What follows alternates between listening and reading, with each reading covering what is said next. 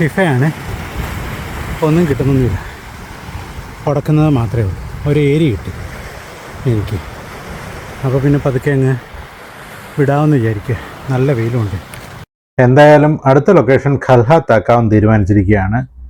ഞാൻ അബ്ബാസും കൂടെ പതുക്കെ ഇവിടുന്ന് മുകളിലേക്ക് കയറി ഖൽഹാത്തിലേക്കൊന്ന് വെച്ച് പിടിക്കാൻ തീരുമാനിച്ചു. ഇവിടുന്ന് ഒരു 2-2.5 മണിക്കൂർ ദൂരമുണ്ട്. 2 മണിക്കൂറിനടുത്തുണ്ട്. എന്തായാലും അങ്ങോട്ട് പോകാമെന്ന് വിചാരിച്ചു. ബാക്കി ഇനി അവിടെ ചെന്നിട്ട് നോക്കാം. ബൈ ബൈ ഷിഫ. ഖൽഹാത്ത് എത്തി. രാത്രി ഫിഷിംഗ് ഒക്കെ അടിപൊളിയായിട്ട് നടന്നു. രാവിലെ എഴുന്നേറ്റു. നോക്കുമ്പോൾ അതാണ്ട് ഒരുത്തിന് അതുവഴിയൊക്കെ പറന്ന് നടക്കുന്നു അന്തരീക്ഷത്തിലൂടെ. അവനെപ്പോഴും എയറിലാണെന്നാണ് തോന്നുന്നത്.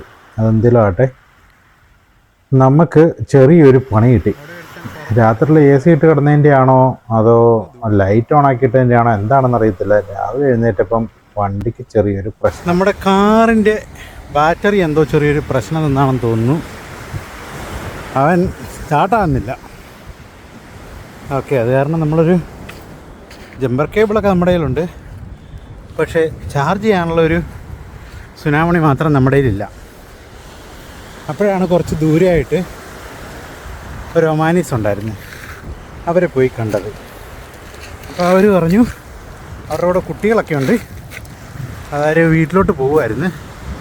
വീട്ടിലോട്ട് പോട്ടെ, പോയിട്ട് വീട്ടിൽ ചെന്നിട്ട് ഇതെടുത്തുകൊണ്ട് വരാമെന്ന് പറഞ്ഞു, ബാറ്ററി എടുത്തിട്ട് വരാമെന്ന് പറഞ്ഞു.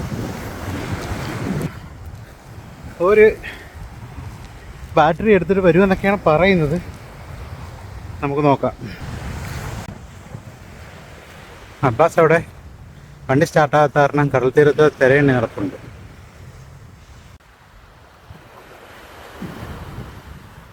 ദൂരെ നിന്നൊരു വണ്ടി വരുന്നുണ്ട്. പുള്ളിക്കാരനാണ്. അതിൻ്റെ മണ്ടയ്ക്ക് ഒരു ബോട്ടൊക്കെ വെച്ച് കിട്ടിയിട്ടുണ്ട്, കയാക്കൊക്കെ വെച്ച് കിട്ടിയിട്ടായിരുന്നു. പുള്ളി ഇവിടെ വേണ്ട പണി ചെയ്തുകൊണ്ടിരുന്നതായിരുന്നു, ചൂണ്ടയിടലായിരുന്നു. കയാക്കിൽ പോയിട്ട് അകത്ത് പോയിട്ട് ചൂണ്ടയിട്ടുണ്ടോ ഇരിക്കുമായിരുന്നു.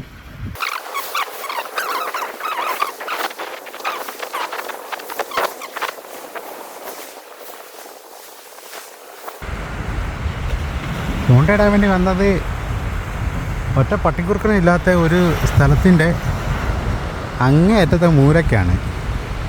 ഇവിടെ അങ്ങ് ഒരു വീട് പോലും ഇല്ല. അങ്ങ് ദൂരെയാണ്, ആ റോഡിൻ്റെ അപ്പുറയാണ് വീടുകളെല്ലാം ഉള്ളത് തന്നെ. ഇതാണ് അവർ, ഇതാണ് നമ്മുടെ വണ്ടി.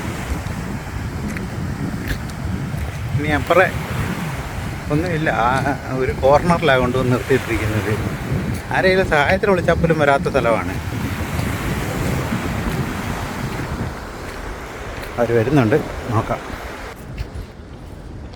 Can I take the video and post in the Instagram if you don't mind? Yeah, it's okay. There is no problem for them. Okay. Abba sir, adu eduthu.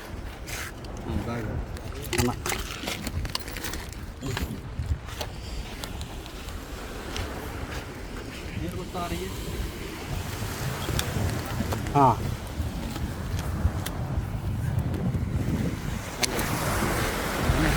ഏതോ ചെറിയ ഡിവൈസാണ്.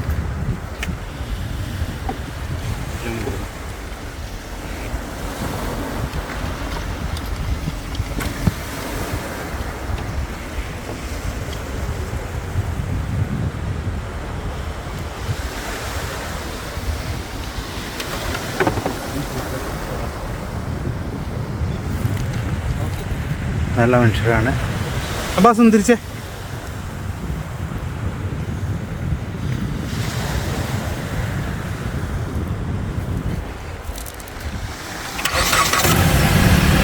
ഓക്കെ, സംഭവം സ്റ്റാർട്ടായി. ഈ സുനാപ്പി കൊണ്ടുവരാൻ വേണ്ടിയിട്ടാണ് പുള്ളി വീട്ടിലോട്ട് പോയത്.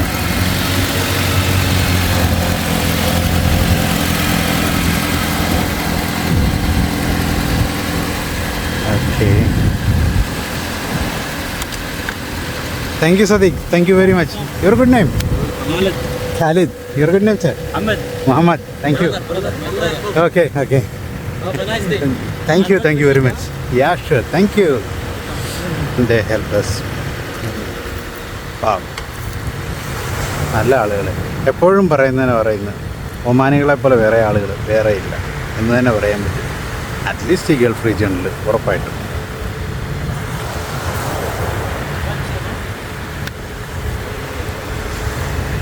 Thank you sir.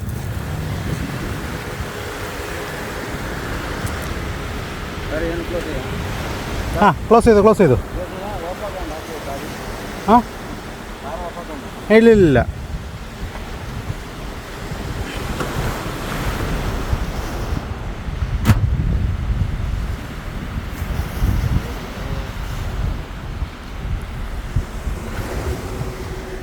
ഓക്കെ, സുനാമണി സ്റ്റാർട്ടായിട്ടുണ്ട്.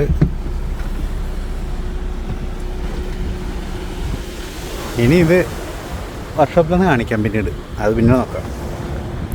തൽക്കാലം ഇപ്പം അടുത്ത ലൊക്കേഷനിലോട്ട് പോകാം.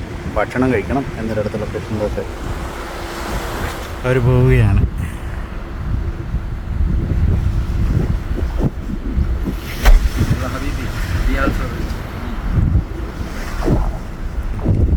Thank you.